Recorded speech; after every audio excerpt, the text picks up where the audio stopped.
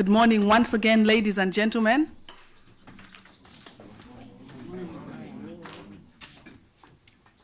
It's always very unfair to speak after a very experienced general, but I'll try my best. Since he's already set the foundation, I'll try to build on it. And for our Francophone and Lusophone colleagues, I believe that the interpretation is going to be exactly what I'm going to say. I'm sure you've all heard about this joke. I don't know if it was an American general or a British general who visited China, and he cracked a very big joke, but it took about 5 minutes to tell that joke. And then the Chinese commander had to interpret the joke to the troops. And within just 2 seconds, he interpreted it, and everyone laughed. So this Western general asked the Chinese general, "But I told the joke for about 5 minutes. How come you only said it for 2 seconds and they all laughed?" He just said, "Well, I told them that the general cracked a joke, laugh." And they laughed. I want to believe our Lusophone and Francophone friends are not going to be treated like that. Right. What is leadership? I know that the general has already alluded to some values of leadership, but I just want to explain very briefly that leadership is a process of exerting social influence to inspire others and enlist their support for accomplishment of a common goal. And strategic leadership, therefore, provides sustainable, visionary direction for the growth and success of an organization, meeting the aspirations of the led and capable of managing change effectively towards a desired future. And leadership competencies are very, very cardinal in the realization of the desired goals. The process used by a leader should affect the achievement of a desired and clearly understood vision by influencing the organizational culture, allocating resources, and especially for Africa, resources are very, very critical. Though Africa is very rich, extremely rich, but when it comes to tangible resources for strategic African leadership to use, it's always a problem. So allocating resources and guiding through policy directive and building consensus within a volatile, uncertain, complex, and ambiguous global environment, the VUCA comes back. And this environment is always marked by opportunities and threats. Military leaders should not just focus on threats requiring hegemonic intervention, because threats have now shifted from state-centric to human-centered. And as such, a military leader should not be looked at as a specialist on violence alone. No, we have to shift.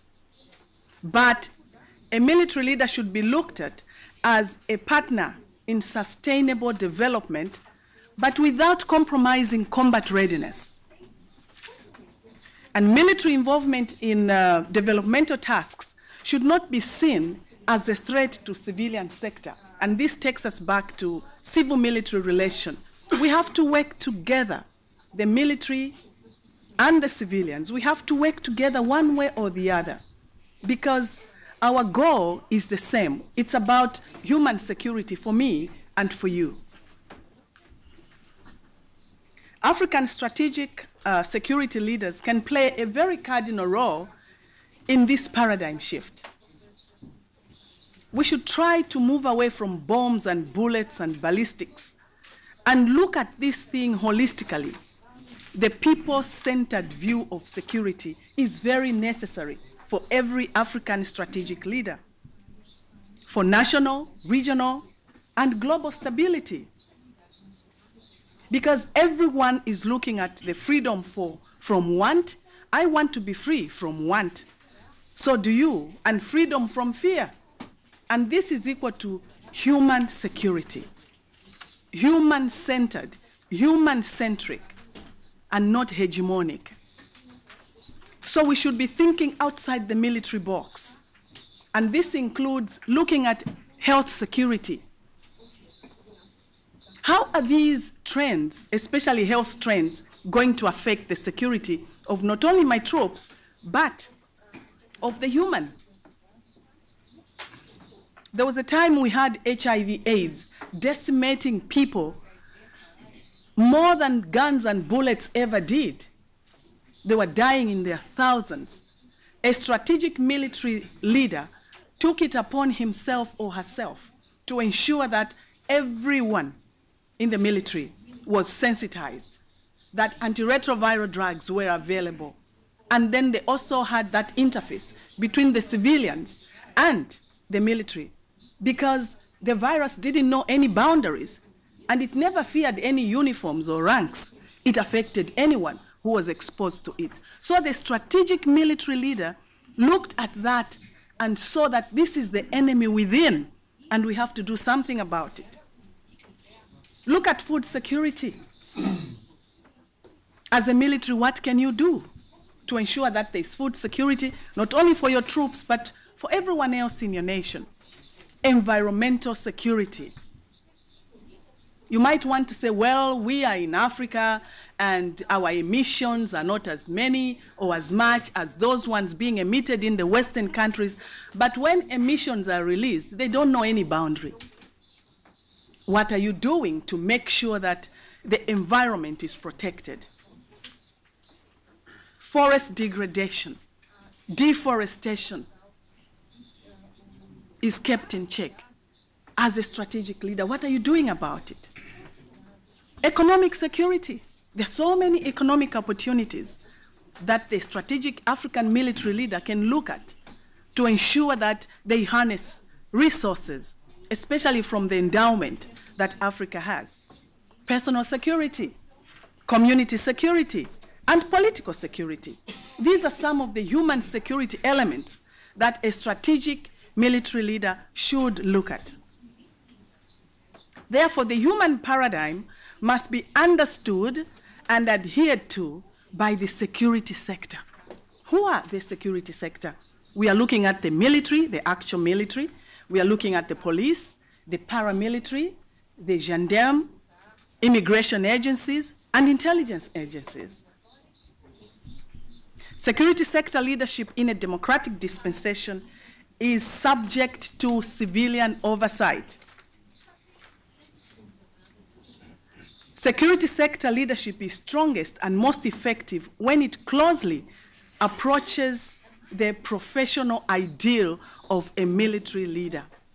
And it is weakest and most effective when it falls short of that ideal. An officer corps is professional to the extent it exhibits the qualities of expertise, responsibility, and corporateness.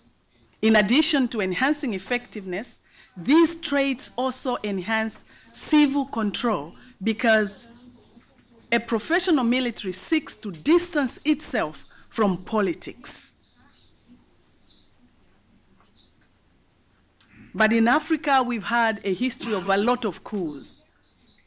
Soldiers want to become presidents. Generals want to become presidents. When you are military, stick to your core duty and core value. The first picture is looking at a military leader who has no place in constitutional power seizure. Okay, we are talking about General Henry Odilo. General Henry Odilo is the Malawian army commander. 2 years ago, when the president of Malawi, Bingu wa Mutharika, died, there was a leadership crisis. There was a vacuum. And the civilians wanted him to do a military coup. a military coup by civilians. He was asked to take up power. But because he knows where he belongs, he refused. On a silver platter, he refused to be the president in the interim because he was defending the constitution of that country. And that's what a strategic military leader should do. Stay out of politics. Do not be politicized. He refused. I had one president, it was our president of Zambia, President Chiluba, who said, I didn't know that power was so sweet. And we all know that power corrupts, and absolute power corrupts absolutely. Imagine had General Odilo taken that presidency, and he tests how sweet it is. There was no way he was going to get out now when Malawi was having their elections. But he stayed out. And what happened? Next slide, please. He was honored. He was honored by Major General Patrick Donahue. He was honored with the Legion of Merit Medal for what he did. That was exemplary. In Africa, militaries fight to get the power. Some of the militaries fight to get the power. But here is one who said, no, no, no, no, no. We do have a constitution which states that the vice president takes over power regardless of which party she comes from or he comes from. And Joyce Banda took the reins of leadership for 2 years. And he was still army commander in both regimes because he didn't show any inclination. He showed inclination to the nation and not to the party and not to the regime at that particular time. And he's still army commander, serving under 3 different presidents. But the tendency is, because we tend to incline ourselves to certain parties, whenever there is regime change, you see that commanders are changed. Whenever there is regime change, commanders are changed. And that way, Africa is losing a very, very well-trained and experienced leadership at the top, which is just thrown out with the baby and the bathwater because of our inclination to politicians. But when you remain focused on what to do, what you know best, you can serve with so many presidents. Now, what are the challenges that we face in Africa? One is that we do have limited resources, and I alluded to the fact that despite the fact that Africa is endowed with so many riches, we have failed to harness these resources so that we can take care of ourselves. We are always out begging and getting this and that from so many sources. And these limited resources also include human capital, because oftentimes when there's regime change, experienced and well-trained human capital is just offloaded on the streets and forgotten. Equipment. We don't produce, apart from South Africa. Most of us are just importing all these things from everywhere. And yet we can build that capacity. Funding is always a problem. The other challenge is political interference. Subjective military control achieves civilizing the military, and it erodes the democratic tenets. Many regimes are using the military, the police, as a tool to oppress divergent views and infringe on human rights and freedoms. However, objective military control achieves militarizing the military, like the case of Malawi. Although the leadership tried to manipulate so that he can take over power, but because he was militarized as a military, so that strengthens government and it also strengthens society. Civil-military relations also are very, very cardinal, and they do focus on interactions between senior members of the executive branch and military leaders. Huntington discusses civil-military relations as an explanatory variable that has an important impact on military effectiveness. There is therefore need to enhance civil-military relations in order for society to build trust and appreciations of the role of the military. And also the strategic military leader should aim at that.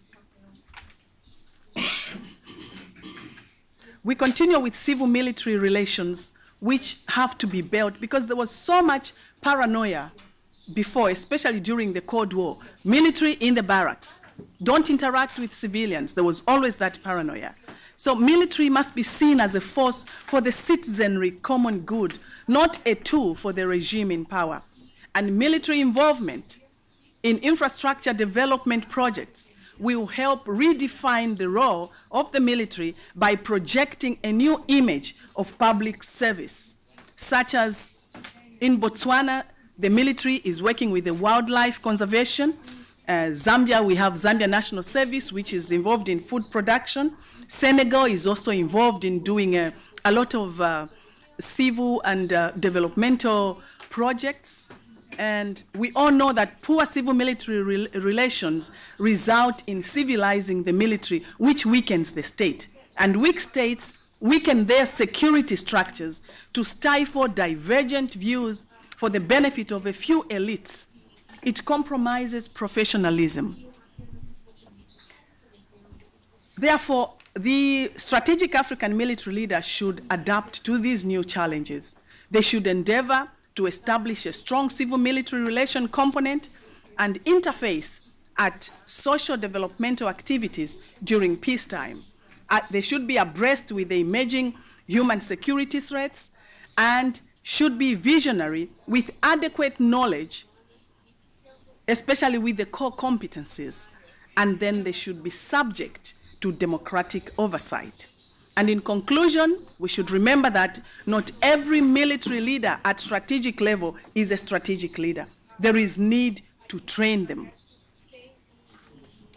Not every military leader at strategic level is a strategic leader who is able to initiate processes that ensure that organization scans the environment to maintain a human security awareness, as well as interpret the data for sustainable peace and development in relation to emerging human security threats.